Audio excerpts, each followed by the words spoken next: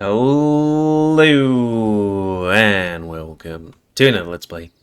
Me, GamerWolfSix of Beacon Pines. Before we start, if you want to play this game, it's on Steam. Hey, you know.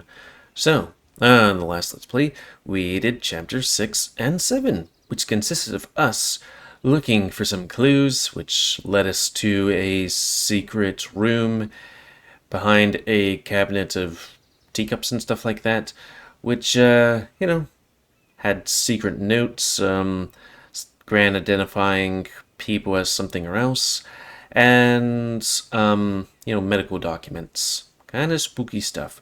But then, Tolliver, the guy with the glasses, who I think was working with her, came down the basement. We knocked him out and interrogated him, saying that we're going to find the source? Not sure. But then we came to the library, looking for what this source is. Something about the beginning? Anyways, Chapter 8. The kids spent the rest of the afternoon combing through dusty piles of old county records, desperately searching for anything that could help them make sense of Mr. Tolliver's cryptic utterance. Luca tried to shake the thought of Gran's basement, but his focus wavered. Explosives, messages hidden in jam, dossiers on various town figures, and a corkboard threaded with photos. Pretty much. Gran was the only family he had left. He still couldn't bring himself to believe the worst. But the old map with the symbol of explosives in town square made that difficult. As the sun began to set, the kids were no closer to the truth.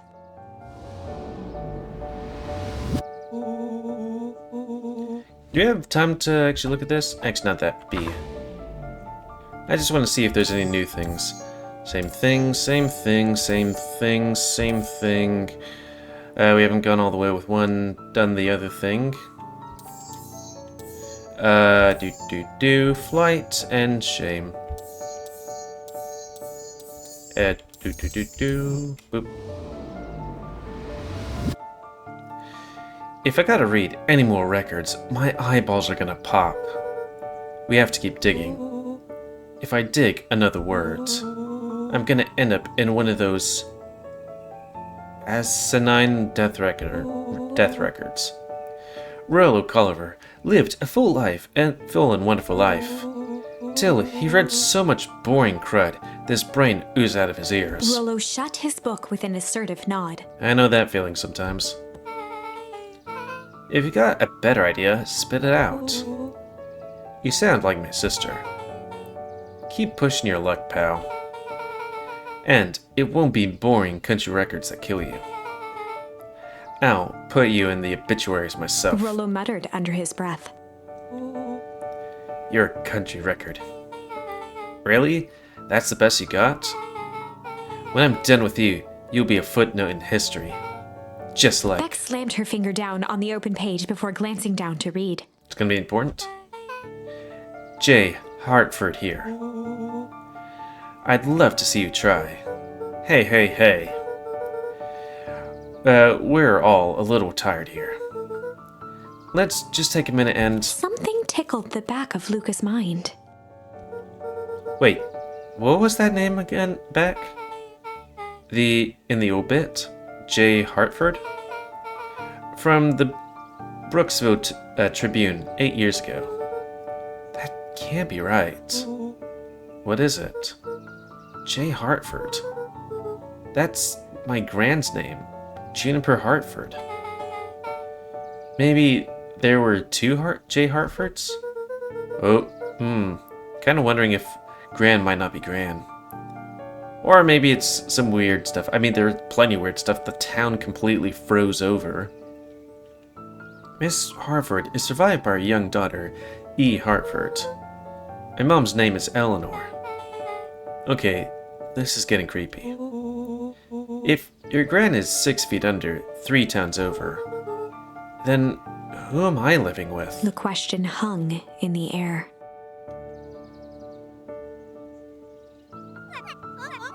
Alright, gang, I gotta close up for the night. Beck rubbed her eyes.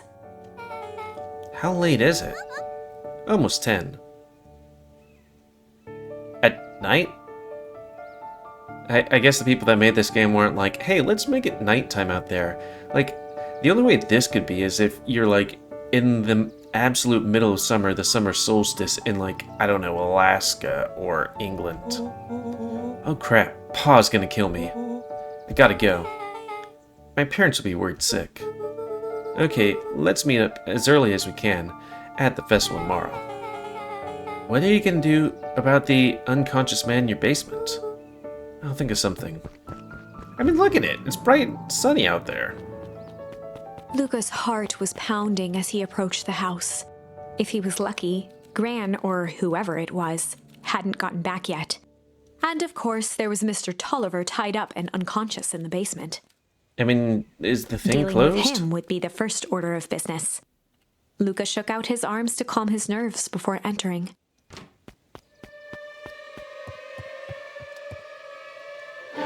He held perfectly still, tempering his breath, and listened closely.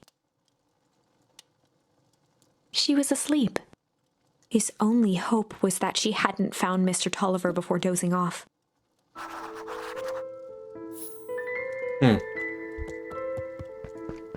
Gran. Gran. Gran. Gran. Gran. Gran. Gran. Gran. Gran. So how do we explain to Mr. Tulliver that we just walked into the basement and found him, who isn't here? Like, if she went into the house, she's probably gonna go to the kitchen. She goes to the kitchen, she's gonna find the cupboard opened. Oh, no. Mr. Tolliver was nowhere to be seen. Maybe he woke up and escaped his bindings and left without a trace. Or maybe Gran knew everything. Maybe. What do I do? Luca's hungry stomach groaned. Not realizing it, he'd gone the entire day without eating. Okay, I can figure this out. I just need a little brain food. Luca rushed over to the pile of jam jars, unscrewed one, and shoveled a handful into his mouth. I'm afraid your jam delivery will be He delayed. flipped the lid to read the label. Poison. Mr. Nuncreed. Okay, now I can think. So, if Gran knows we tied up Mr. Tulliver, I'm screwed. If she doesn't know, then I need to play it cool. I guess the only option is to go to bed and act as if nothing is wrong. Gran will think Mr. Tulliver finished what he was sent to do and left when he was done.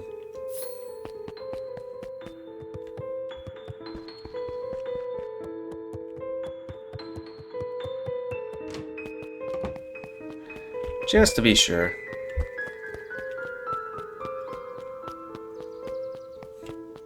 Yeah, this game wasn't exactly what I thought it was going to be. I mean, it was like, okay, things happening, yeah. Mysterious warehouse, sure. But then it's... Gran? Okay, stick to the plan. Go to bed, play it cool. As Luca climbed the final stair, the emotion of the day dragged heavily on him. With each consecutive step, his legs weakened. His stride began to falter. He tried to grab for the railing to steady himself. Oh, poison. Something was wrong. Come on, legs. Just a few more steps. Luca groaned and tried to move. His limbs might as well have been bolted to the ground. Through numb lips, he mumbled just before falling asleep. Germ?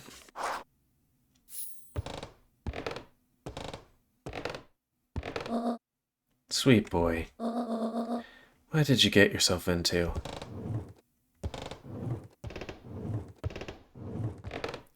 I mean, I guess she is old, so she might need a dragon. Rest now. Let me handle everything.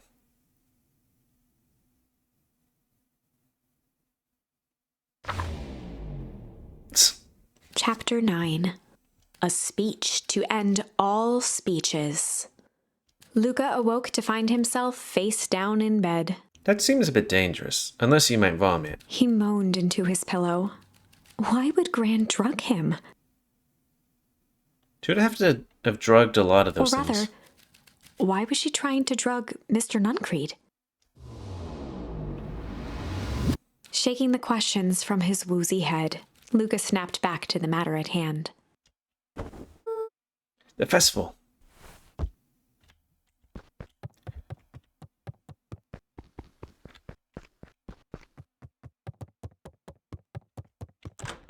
Just be sure.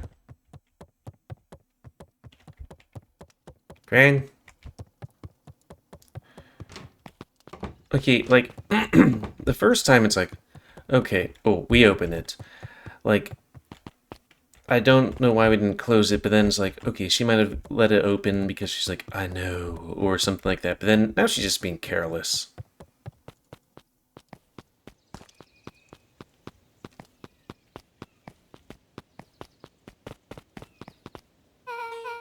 Where have you been?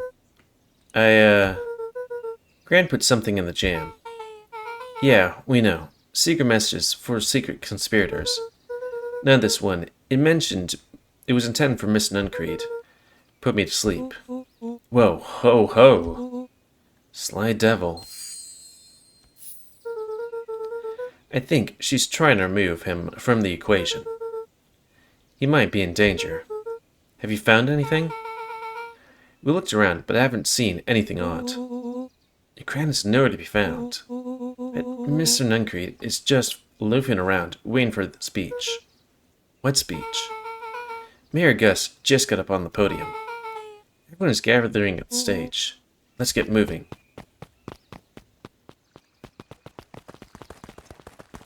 Augustus Valentine nervously wiped his brow. This thing. Hello, Beacon Pines. I'm Augustus Valentine, your mayor, and I suppose you already know that. Oh yes, before we get started, I just want to take a moment to recognize somebody who couldn't be here today. This town wouldn't be where it is today without my father, Sharper Valentine. So I thought we could begin with a round of applause befitting such a great man. Even that's more than an old codger deserved. Than the old codger deserved. Gus cleared his throat and awkwardly loosened his tie. Right. Where was I? William Kerr bounded on the stage with the energy of a preacher at a big tent revival. Gus Valentine, everyone. He gave Gus a hearty slap on the back and motioned him off the stage. Let's hear it for our mayor.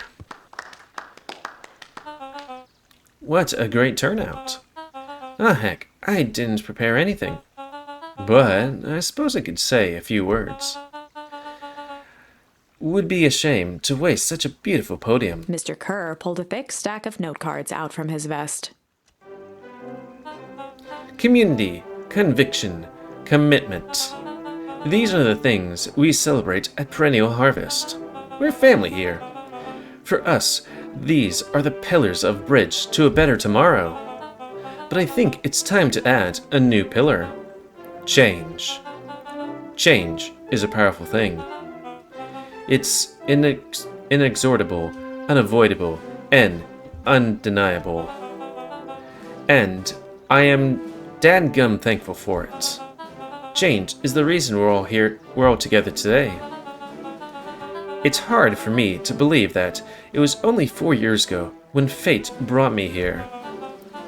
A simple business trip which brought me to a small town which would forever change my life. Mr. Kerr took a moment Forever. to survey the crowd. Y'all know what? He wiped away a single tear. From the second I set foot in Beacon Pines, something about this place has held me captive. You see, change represents opportunity. It represents potential. It was change that helped me recognize the potential of this place. To see that people of this town, despite suffering great loss, still held on to things that made them special. He thumped the podium to emphasize each word. Community, conviction, commitment, change. Mr. Kerr nodded confidently, biting his lip. The crowd was silent, in rapt attention. Fate made a perfect match that day. Nothing is more important to you than a community. And Perennial Harvest is a community first and foremost. Mr. Kerr methodically made eye contact with each section of the crowd. The only way you made it through the foul harvest was an unshakable conviction. A conviction that a better tomorrow was just over the horizon. Perennial Harvest was founded on the conviction that we are that horizon. This festival is a symbol for our commitment to each other. His voice began to build to a crescendo. We now walk hand in hand into a future we will shape together. And that is what change is all about. Grabbing the future by the scruff of the neck and making things happen. Change is a choice. And I'm tickled pink to think we will all be making that choice together. How great is that? Just imagine what we can accomplish. What was that? The crowd began to look around nervously. Don't worry. A little thunder isn't going to ruin this day. That's just change. I wouldn't remain calm. Mr. Kerr quickly flicked through his note cards. Where was I?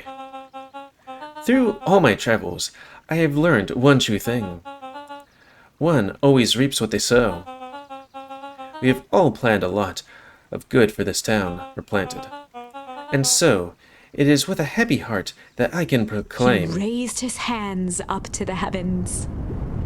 our harvest awaits. Damn, it do be like that sometimes. At that moment, a merciless wall of impossibly cold air ripped through the crowd, instantly freezing everyone and everything it touched. It's like the day after tomorrow. For a man like William Kerr, this was a fitting way for things to end. On a stage, with an entire town frozen in rapt attention for the rest of time. The end. There's that ice again! Whenever I think we're getting close, it comes along and ruins everything! Maybe we should just quit? Maybe you should just close the book, walk away, and never think of me again. Okay. Well, that's gonna be the end of this Let's Play. No, I don't mean that. We got a little closer this time. We just need to try again. Please. We need to get hard. Or chill, or sly. Just looking through the list of things. Well, we got flight here, and then we got the two other things. Well, I guess I need more information. Who'll be the chill cop? They'd run the classic good cop, chill cop interrogation. Granted, it was only just Rolo doing it. I'll handle this. I just gotta play it cool. Luca walked calmly to the light switch, flicking it off and on a few times. Mr. Tolliver shook his head, gathering his wits. Golly, I sure got my bell rung. He looked over to find Luca, who returned a calming grin. Sorry, Mr. Tolliver. This was all a big mistake. Luca, what's going on here? Why do you have me strapped down? No one's fault, really. Rolo just got a little startled. Rolo's here? Rollo and Beck emerged from hiding to give a timid wave. Well, alright. Mistakes happen. You kids give old Harlan a good scare. Let's just get me out of these ropes and call it even. Luca glanced over to Rollo and Beck, who replied with skeptical looks. Mr. Tolliver, why are you in my grant's basement? I'm here to help, of course. Help with what? What is Grant up to? If you just cut me loose, I can show you. How do I know we can trust you? Mr. Tolliver exhaled with disappointment. Luca, have I ever done wrong by you? No. And since your grand moved to town, haven't I been nothing but welcoming? Yeah. So why would I turn my back on your family now? All this stuff seems pretty weird. It is pretty weird. A board with names of people from town. An archive of my dad's old disturbing patient's notes. Luca gestured to the corner. Barrels of explosives. I can explain everything. I just need you to untie me. You kids deserve an explanation. Luca looked again to Rollo and Beck. This time they shrugged. Luca began to slowly loosen the bindings. Is he gonna overtake us? Or Mr. run? Tolliver gently rubbed his wrists. That's a good lad. Oh, he's making his way to the stairs. This'll all make sense in He time. edged imperceptibly toward the stairs as he spoke. You see, this town has secrets, Luca. Very dark past indeed. Before the kids had even noticed his movement, Mr. Tolliver was at the light switch. The past that must be brought to. Past must be He brought to. punctuated his final words by flicking the switch and rushing up the stairs. Light. Son of a. Beck darted to the wall and turned back on the lights. It was too late. Rollo confirmed what they all heard. He just locked us down here. Mr. Tolliver's muffled voice came from behind the door. I wasn't lying, you know. This is for your own good. You kids just keep tight down there. And let the adults handle this. They looked bewildered at each other. Play it cool, huh? Not now, Beck. They heard the staccato thump of quick steps exiting the house. Staccato? The kids looked down in resignation. This isn't how it goes in Hank Atomic. For some reason, they'd always assumed it was up to them to save their town. Luca opened his mouth, hoping to conjure some magical words to make this right. Only a hollow croak escaped. The end. Well, we certainly aren't going to find a grand resolution to our tale locked in a basement. Back to the drawing board. Okay.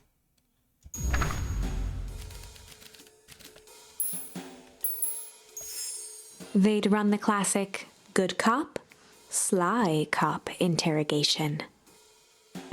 Luca and Rollo ducked behind a barrel, leaving Beck to her task. With a few crisp snaps, she roused Mr. Tolliver. What? What's going on here? You're the Maudwill girl. Maudwill? Please, call me back.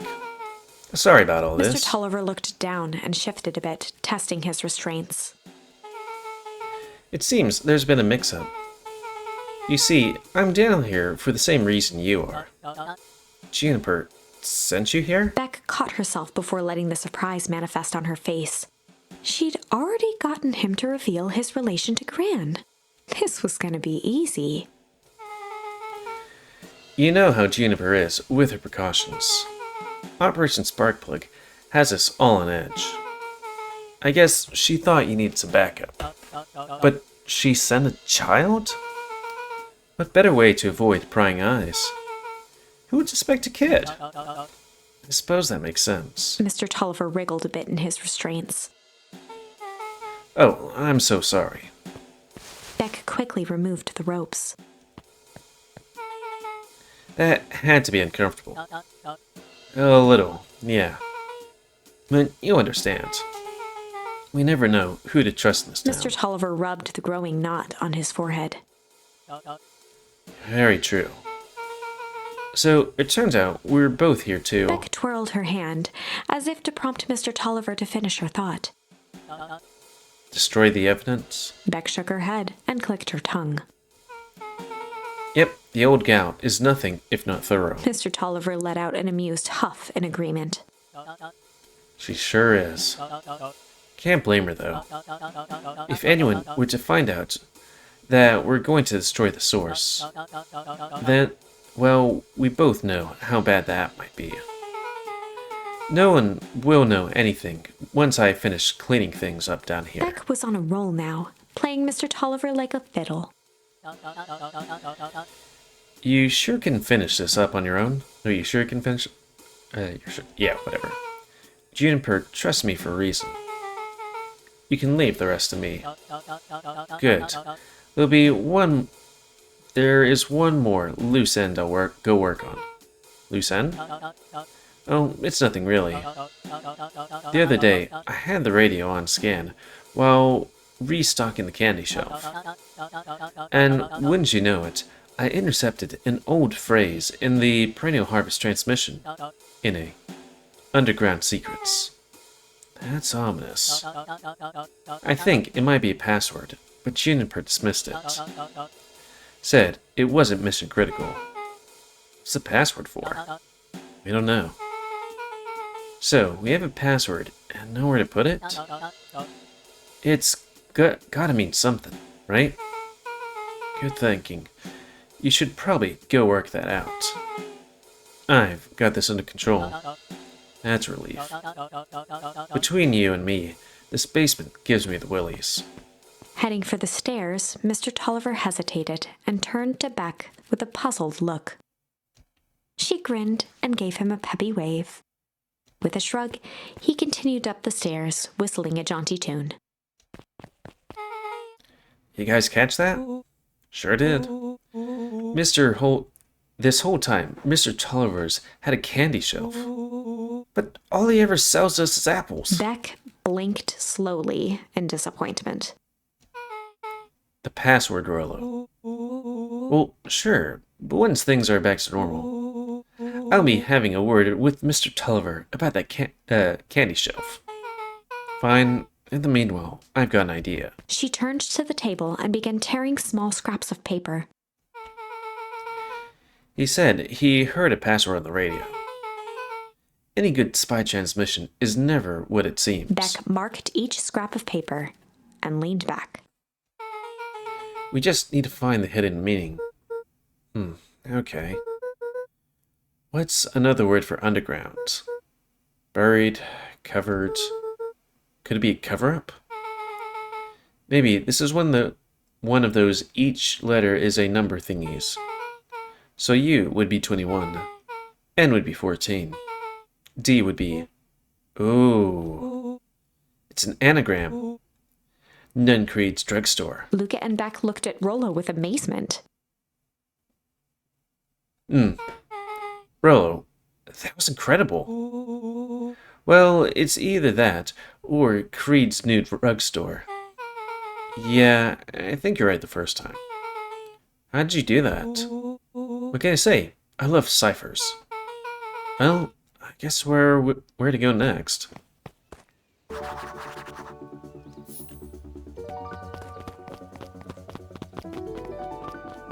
Hey. You scared me half to death. Sorry. You kids haven't seen Mr. Tolliver around, have you? Nope. He's got me waiting around like the last slice of pie. I swear, that man would be late to his own funeral.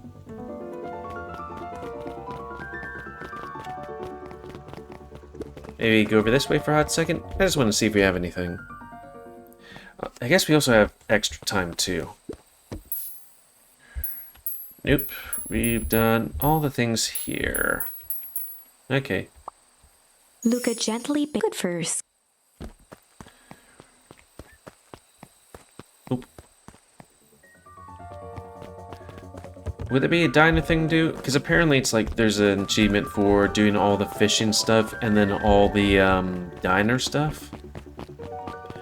But you might need to... Oop. You're late, Augustus. Sorry, sister.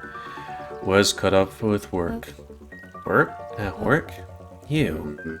I had a few more details to lock down for the festival. Oh, what do you have to report? What is this insipid town festival really about? I think... Gus looked around nervously.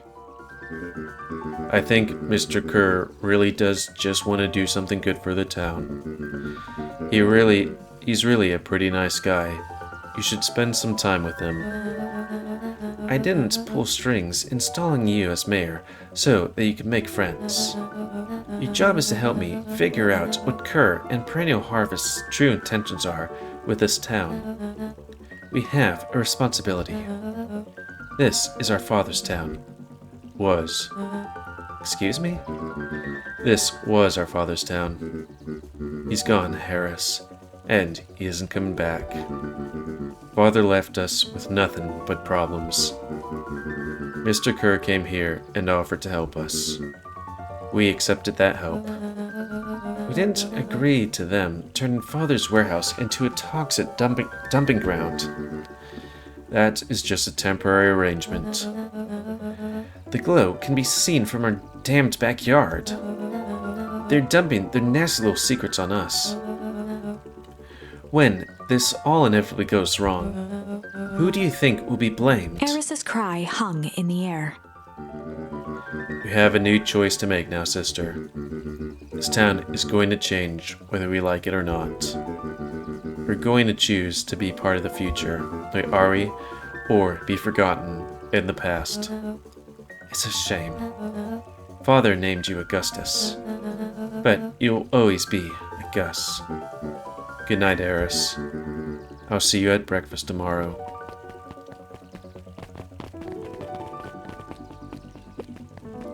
It's getting late, children. Are you going that way? But I think that's a good time for us to call it, because that's going to be the end of this Let's Play. I need to serve food, or have memories of serving food.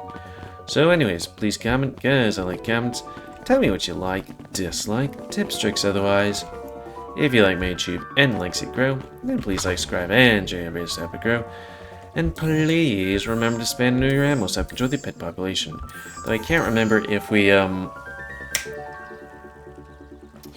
got to the right part or not. Or was it, got to a chapter or not.